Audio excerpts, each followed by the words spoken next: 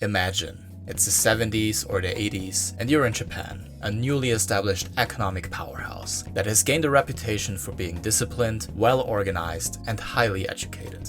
Compared to the decades that preceded the 70s and the 80s, hell, even a few centuries that came before it, life in Japan is peaceful and quiet. But then, a few dozen to 100 of these guys show up to ruin your day.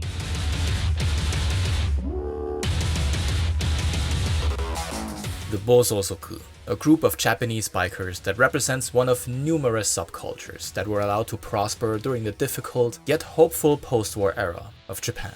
They are loud, their fashion choices are outrageous, and at times they were not only a pain in the butt of the Japanese, they were also genuinely violent and terrifying. Today, we take a look at how a group of rebellious biker gangs was born from the literal ashes of a devastated post-war Japan. We'll take a look at how they dressed, how they drove, and why you don't really see these guys anymore nowadays. If you end up enjoying this video, you know what to do.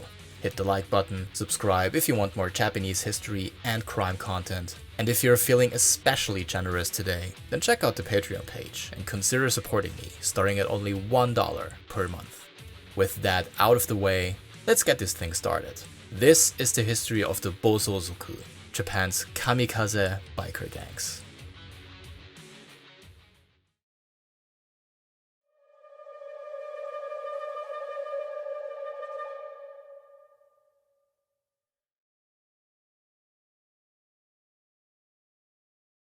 To find the origins of the Bosozoku, we have to go back to one pivotal moment in world history. A moment that has served as a starting point for so many topics covered on my channel.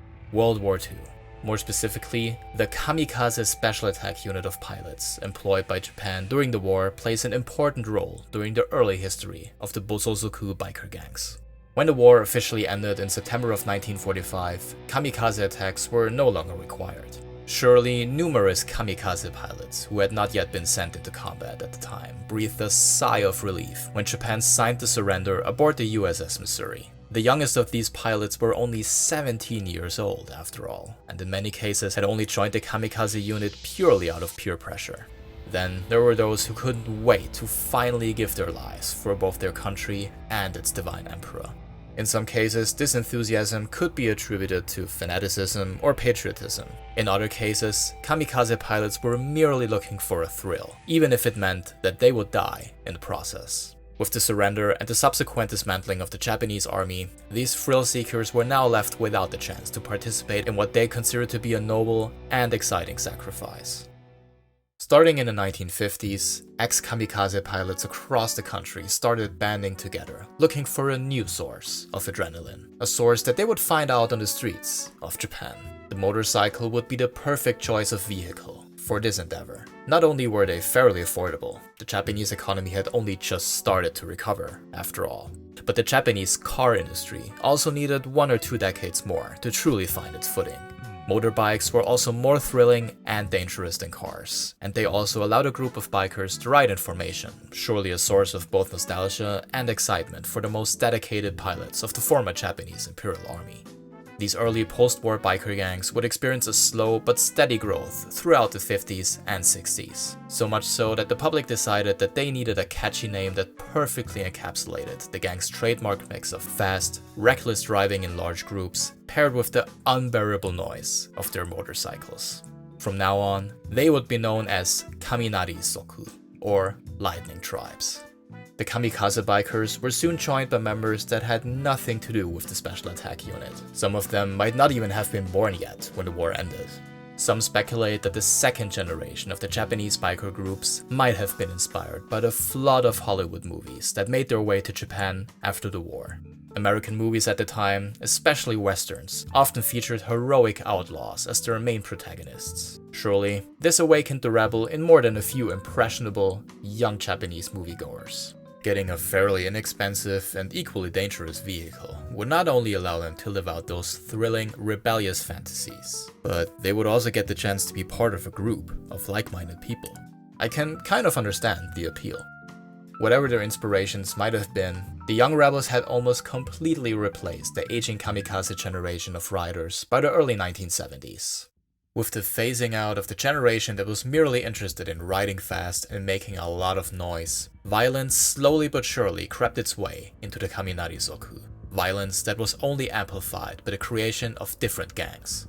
Some former members likened being a part of one of these gangs to being in the military. Seems like the perfect comparison, considering the gang's kamikaze origins.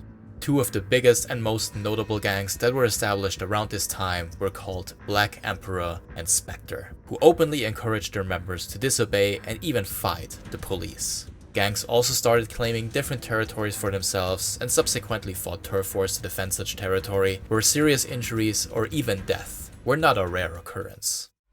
先輩なんかやっぱさ、足にロープ巻かれて、で車にガーってもう何百メートルも引きずられちゃってさ、それで死んじゃって先輩もいるし。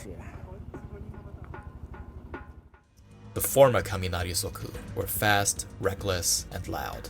But now, these adjectives were no longer sufficient when attempting to summarize the activities of this new generation of biker gangs. The media soon gave them a new name which would be ingrained into the minds of the Japanese public.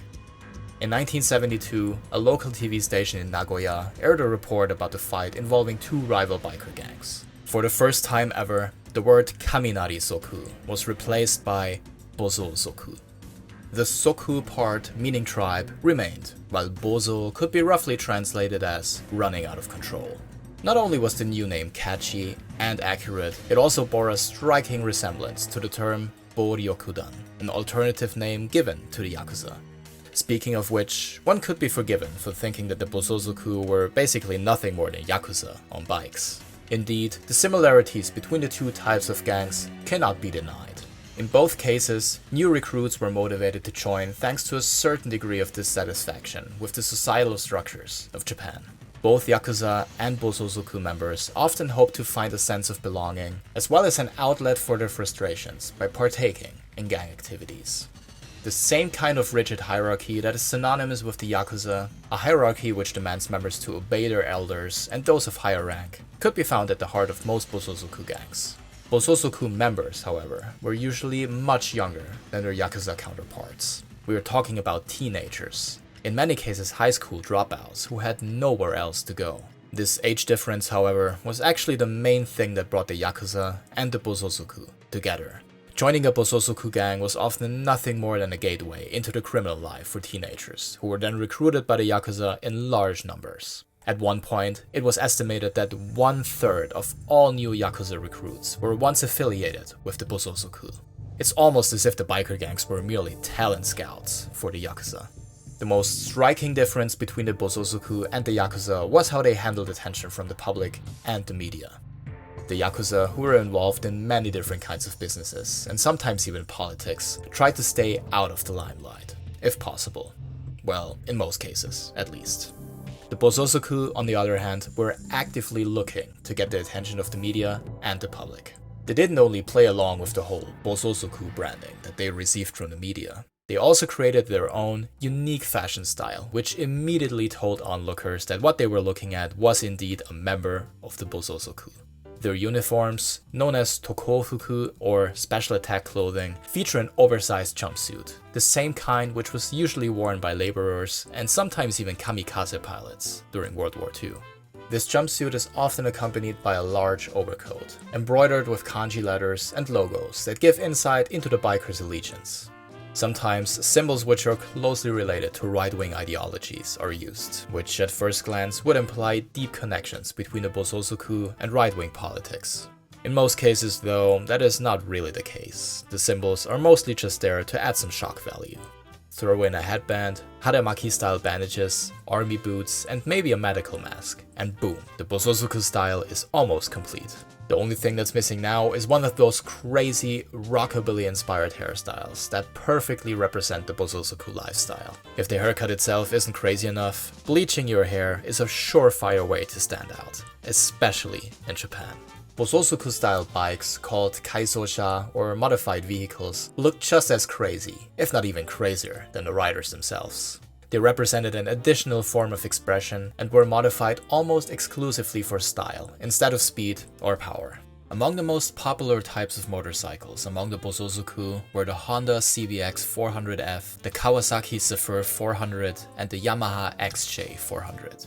Crazy paint jobs and decals were accompanied by raised and bent handlebars, and customized horns that were not only made to be as loud as possible, they also featured signature sounds and melodies that were exclusively used by certain gangs. Generally, the goal was to make the whole bike, including the exhaust, not only as loud, but as annoying as possible. American photographer Esteban Oriol, over the course of 20 years, spent a lot of time hanging out with the Bosozoku, documenting his experiences with the biker gangs in the process. According to him, not all Bosozoku members went all in with modifications. Quote, "They were all done according to their own tastes and budgets. You could tell some were really crazy and done up, and others, usually owned by younger kids just getting into it, had just a few accents. But despite the differences, they were all clearly Bosozoku bikes." By the way, while bikes were certainly the most common vehicle used by Bosozoku, as well as the one that's synonymous with the gangs, modified cars became a big part of Bosozoku culture as well. In fact, the cars arguably looked even crazier than the bikes in some cases, and managed to inspire a whole generation of car enthusiasts worldwide. Ever heard of the brand Rocket Bunny, the highly influential body kit manufacturer? Its founder, Miurake, cited the Bosozoku style of customizing cars as the inspiration for his own body kit designs, which played a huge part in creating the car customization craze of the late 90s and early 2000s. If you're a 90s kid like me, then I think there's a big chance that you have a soft spot for this era. Boy do I miss Need for Speed Underground. What the Bosozoku were even more infamous for than turf wars and fighting were their large-scale organized drives, known as Bozo drives. They can best be described as big, public, and of course very loud parades that preferably took place on Japan's busiest roads. They also required a lot of meticulous planning by the gang's leaders, as well as a high degree of discipline by every rider involved in order to make the whole thing work. Before a Bozo drive started, the bikers met at an assembly point. The time and place were agreed upon in advance and had to be kept top secret in order not to give the police an unfair advantage. Anywhere from 10 to over 100 drivers met at these assembly points, but the number of participants could also increase as the Bozo drive continued. Just like the assembly points, the routes that the bikes and the cars took was planned in advance but could also spontaneously change depending on traffic and police presence in certain areas. A Bozo drive was always broken up into different sessions with breaks in between, which allowed the riders in the back to catch up with the rest of the group. Arrests and accidents were also recorded by the gang's leaders during these breaks. A drive could actually be made up of more than just one Bosozoku gang. The flag holder, one of many roles assigned to the riders, proudly held up the flag of the gang that organized the drive. The leaders in the front, oftentimes with the help of cars, cleared the traffic ahead, while those at the back of the drive were tasked with slowing down in order to prevent the police from catching up with the rest of the group. In addition, Bosozoku liked to wield weapons like baseball bats, metal pipes, or even Molotov cocktails, which were meant mainly for intimidation purposes, but more often than not saw actual use against the police or rival gangs as well. Oh, and foreigners were also a popular target of armed Bosozoku. They did not like foreigners. In total, a Bozo drive lasted around 1 to 2 hours. At the end of a drive, the riders reassembled at a certain point. Some fell asleep on the spot, some went home immediately, some stayed in order to race each other or perform stunts. The biggest Bozo drives took place at the peak of the Bosozoku themselves, which, as was the case with many things in Japan, came in the 1980s. Just to put a number on it, from 1973 until 1983, the total membership numbers of the Bosozoku went from a respectable 12,500 to a staggering 42,500 members. At this point, Japan's biker gangs even boasted a large number of female members, most of which were introduced to the biker lifestyle by their Bosozoku boyfriends. The Bosozoku of the 1980s were infamous across the country, and, much to their delight, had managed to maintain a large media presence for well over a decade. The same media attention that they craved so much would, however, also turn out to be a big problem very soon. In the early 1990s, the Japanese government introduced the Boryokudan laws, aimed at limiting the powers of the Yakuza that the Bosozoku were so closely affiliated with. While these laws didn't quite yet affect the biker gangs directly, the public outcry that led to the Boryokudan laws in the first place saw the people of Japan fed up with criminal activity, once and for all. The Bosozoku, whose crimes were a lot more public than those of even the Yakuza due to their showboaty nature, were now even more unpopular than ever before. Add to that the collapse of the Japanese economy around the same time and the subsequent lack of disposable income, and the Bosozoku membership numbers couldn't go anywhere else but down. After all, motorcycles and the additional cost of customizing one were now a luxury more than ever before. For most people, being a Bosozoku was simply not affordable anymore. The final nail in the coffin for the Bosozoku came in 2004, when a new law directly aimed at biker gangs was introduced by the Japanese government. The police was now allowed to arrest reckless drivers in large groups, aka Bosozoku gangs. The remaining Bosozoku became older, while the younger generation lost interest in biker gangs. By 2017, the total number of Bosozoku had dwindled to only 6,200 members, a far cry from the 42,500 members who called themselves Bosozoku 35 years earlier. Most former Bosozoku, as well as a new generation of motorcycle enthusiasts, are now usually members of so-called Kyushakai, or old vehicle clubs. The Kyushakai act as a sort of replacement for the almost extinct Bosozoku, but generally try to comply with both regulations and the rules of traffic. Well, most of the time, anyways. A large number of Kyushakai bikes are still illegally modified, though maybe not quite as extreme as the Bosozoku bikes from the past. The big difference between a Kyushakai and the Bosozoku is the lack of turf wars and other types of criminal activities among Kyushakai members, who are mainly interested in riding their motorcycles in a group rather than actually causing trouble. They even wear helmets while doing so. The old school Bosozoku would be shocked to hear that. The Bosozoku in many ways met the same fate as their Yakuza brethren. Both peaked in the 80s, both became the victim of new laws aimed directly at them, and both are now struggling to find new members to replace the current, aging generation. But while the Yakuza have proven on multiple occasions that they know how to reinvent themselves and return to former glory, it feels like the Bosozoku will never be the same as a few decades ago. Now, to be fair, the decline of a group of gangs could hardly be considered a bad thing, but I personally do hope that the more harmless and positive aspects of the Bosozoku, particularly the unique style and culture that they created, can somehow be kept alive in the future, in one form or another.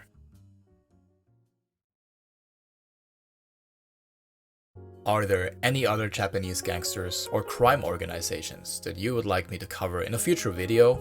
Let me know in the comments. Also, I would like to give a huge shout out to all of my supporters on Patreon, including Busner.